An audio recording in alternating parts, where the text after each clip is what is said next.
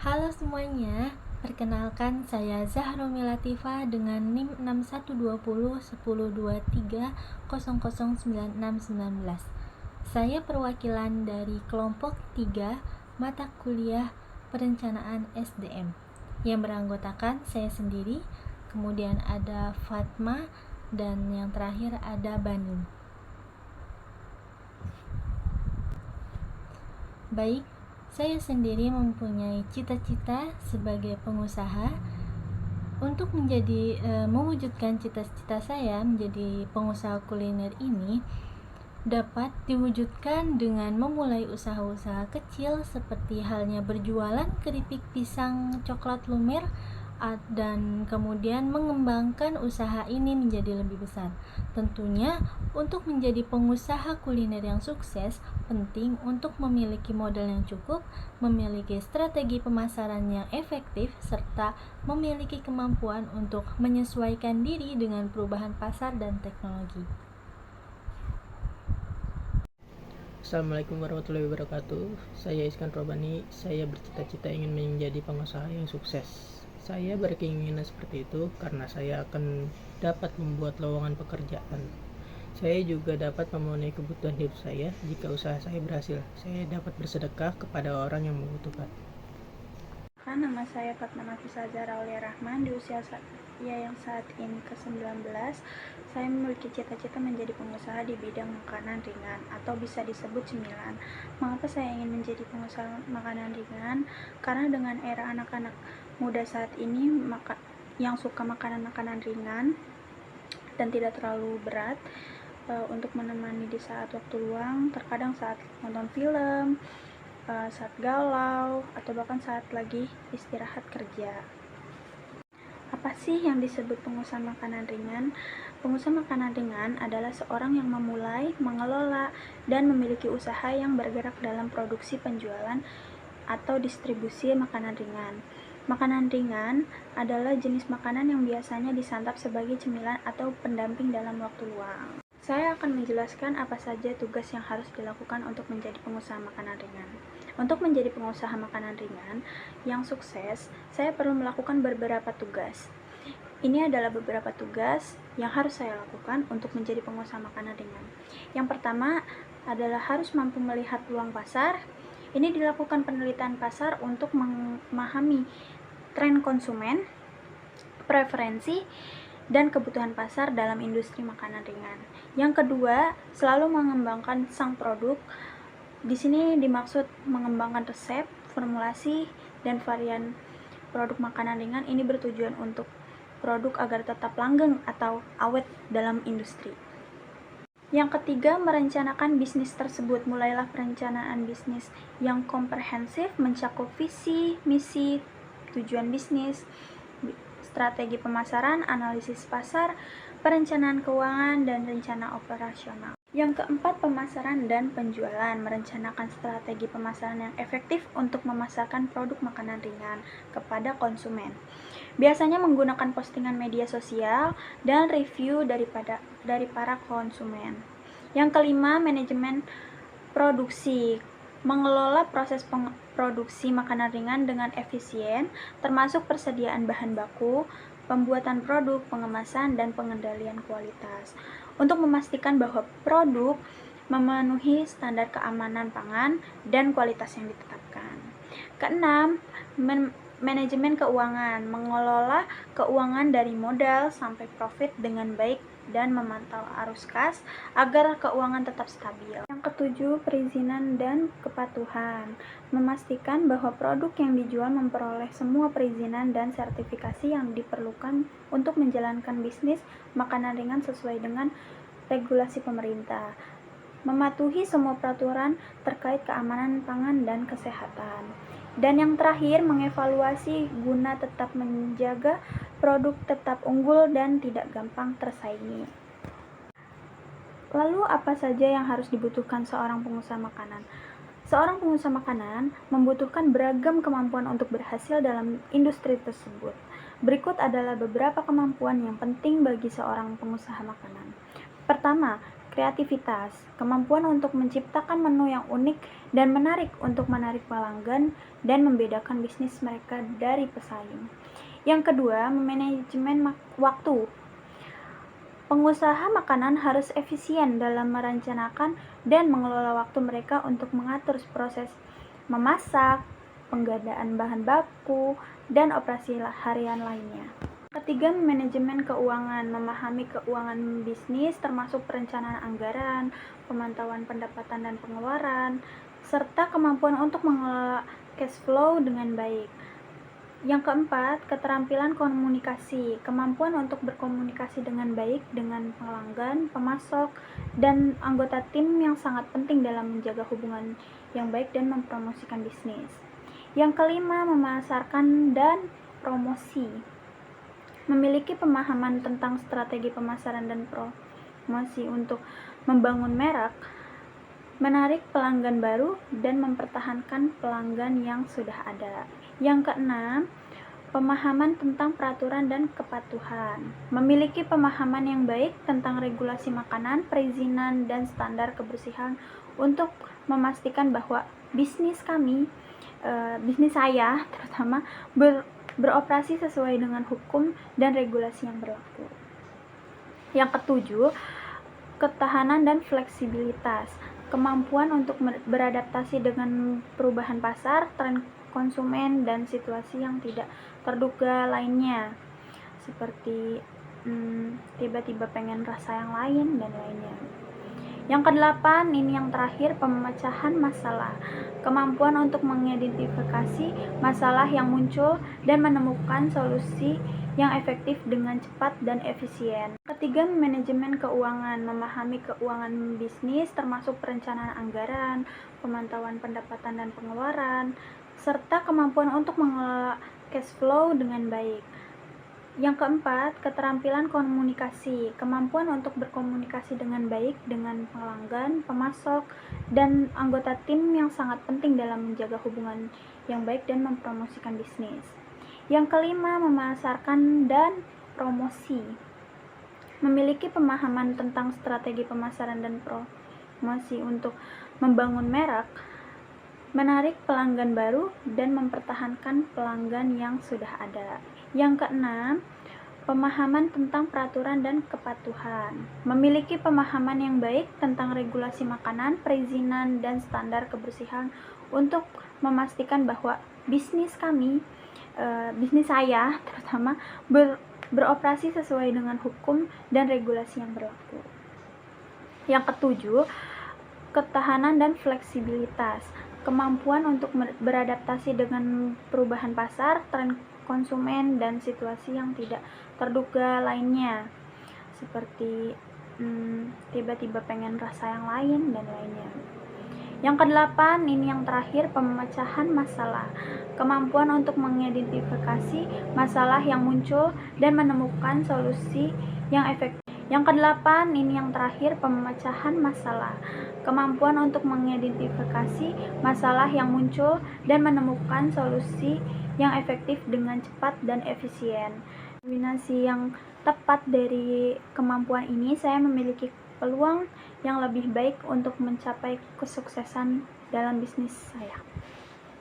Materi, output yang dihasilkan. Yang pertama, variasi produk. Kami harus menghasilkan berbagai variasi keripik pisang, seperti keripik pisang original, keripik pisang coklat, keripik pisang matcha, dan keripik pisang strawberry, atau bisa ditambah dengan topping-topping lainnya. 2. Kemasan output berupa kemasan yang menarik dan fungsional untuk produk keripik kami. Kemasan standing pouch ini sudah dirancang dengan baik dan melindungi produk agar higienis. Yang ketiga, identitas visual. Output berupa merek dan identitas visual yang kuat untuk produk keripik pisang. Hal ini mencakup desain logo, kemasan, dan materi pemasaran lainnya untuk membedakan produk dari pesaing dan menarik minat konsumen. Yang keempat, perizinan. Output berupa dokumen resmi seperti izin usaha, sertifikasi keamanan pangan, dan dokumen perpajakan yang diperlukan untuk menjalankan bisnis dengan legal dan sesuai dengan regulasi pemerintah setempat.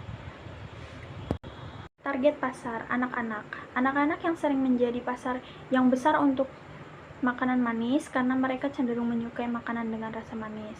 Produk makanan manis yang disesuaikan dengan preferensi dan ukuran porsi anak dapat menjadi daya tarik bagi produk ini.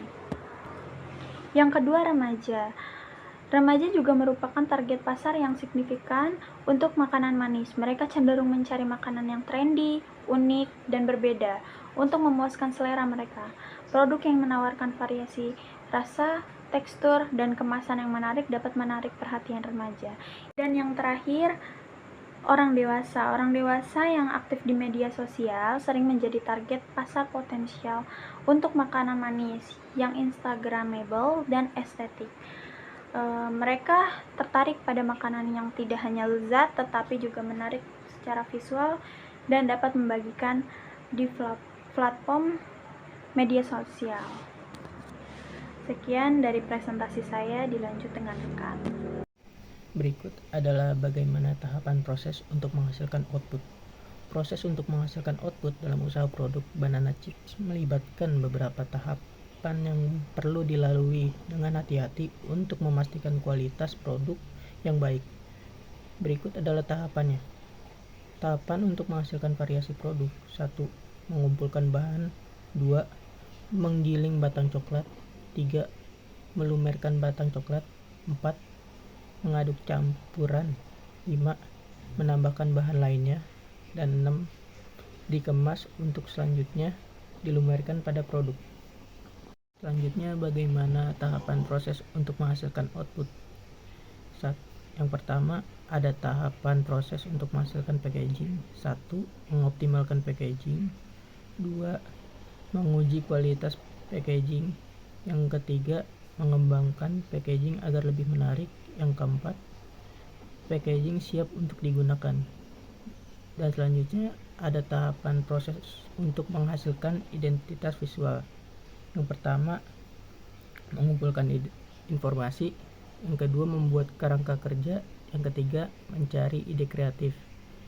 Yang keempat, mengembangkan konsep. Yang kelima, membuat rancangan ide. Yang keenam, membuat sketsa logo. Yang ketujuh, digitalisasi sketsa logo. Yang ke-8, menggabungkan ide dan konsep. Yang ke-9, mengaplikasikan identitas visual. Yang selanjutnya, yang ketiga, tahapan proses untuk mendapatkan perizinan. Yang pertama, membuat akun OSS.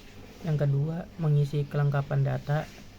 Yang ketiga, pemenuhan persyaratan. Dan yang terakhir, pemenuhan komitmennya. Yang nomor 4, dokumen perpajakan yang dibutuhkan seperti 1. Formulir perizinan dan surat penyertaan. Yang kedua, KTP dan NPWP. Yang ketiga, NPWP perusahaan. Dan yang keempat, akte pendirian perusahaan. Yang kelima, KTP dan surat kuasa pengurusan. 6. Izin gangguan dan SLS. 7. Surat pernyataan pengelolaan lingkungan. 8. Proposal teknis. Terakhir, memastikan domisili usaha.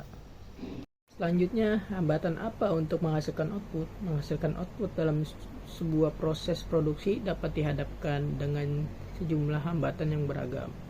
Berikut adalah beberapa hambatan umum yang dapat menghambat produksi atau penyediaan output.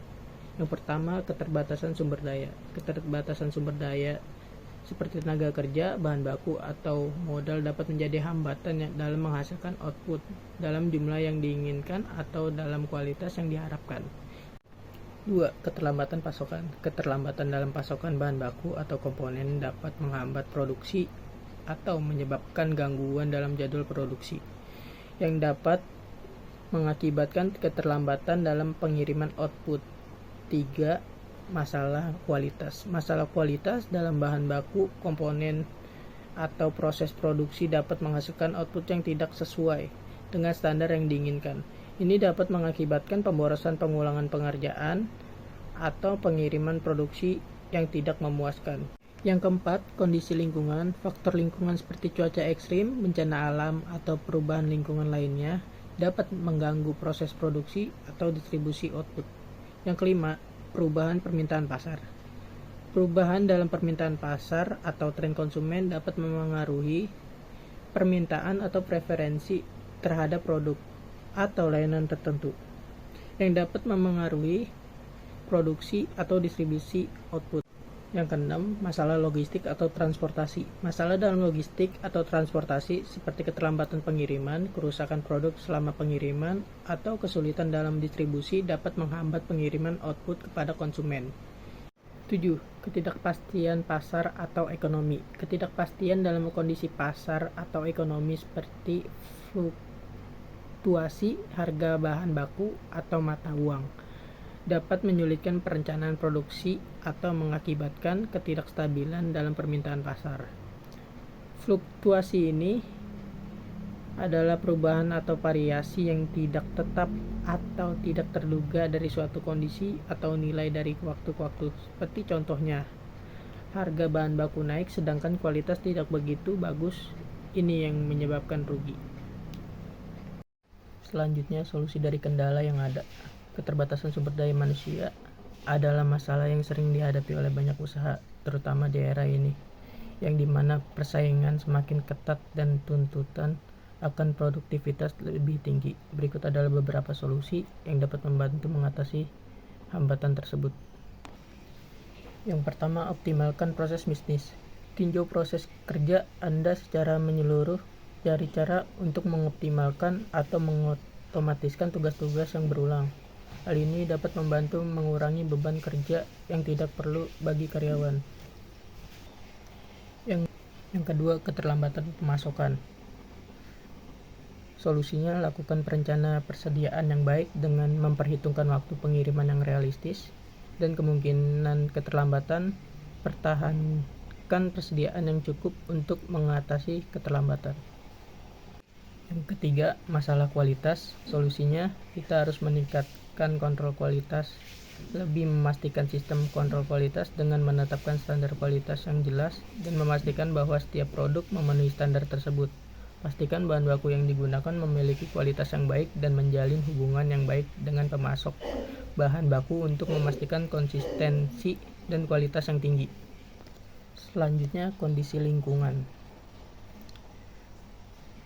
Cara mengatasinya, kita harus memilih bahan baku ramah lingkungan, gunakan bahan baku yang berasal dari sumber yang berkelanjutan dan ramah lingkungan. Yang kelima, perubahan permintaan pasar. Solusinya, kita harus melakukan fleksibilitas produksi sesuai kapasitas produk Anda dengan permintaan pasar yang berubah-ubah dengan meningkatkan fleksibilitas dalam proses produksi. Yang keenam, kebijakan regulasi dan transportasi. Solusinya, pemantauan jadwal transportasi dan cadangan transportasi. Lebih memantau jadwal transportasi secara rutin untuk mengidentifikasi kemungkinan keterlambatan atau gangguan lainnya, dan memiliki rencana cadangan untuk transportasi dalam kasus terjadi masalah dengan transportasi utama. Yang terakhir, ketidakpastian pasar atau ekonomi. Untuk mengatasi kendala dari ketidakpastian pasar atau ekonomi, ada beberapa solusi yang bisa dipertimbangkan. 1. Disverifikasi produk. Pertimbangkan untuk disverifikasi produk Anda untuk mengurangi risiko dari fluktuasi pasar dalam bentuk produk tertentu. Yang kedua, penetapan harga yang fleksibel. Pertimbangkan untuk memiliki kebijakan penetapan harga yang fleksibel untuk dapat menyesuaikan harga dengan perubahan permintaan pasar. Baik, kemudian di sini ada beberapa aset yang wajib dimiliki pengusaha agar dapat mewujudkan impiannya. Yang pertama yaitu kemampuan berpikir kritis. Kenapa sih jika kita ingin menjadi pengusaha, kita harus berpikir kritis? Karena dengan kita berpikir kritis, kita dapat memahami hubungan antara ide usaha yang ingin kita majukan atau fakta dalam riset yang akan kami jalani. Itu kemudian yang kedua, itu ada kemampuan komunikasi yang baik.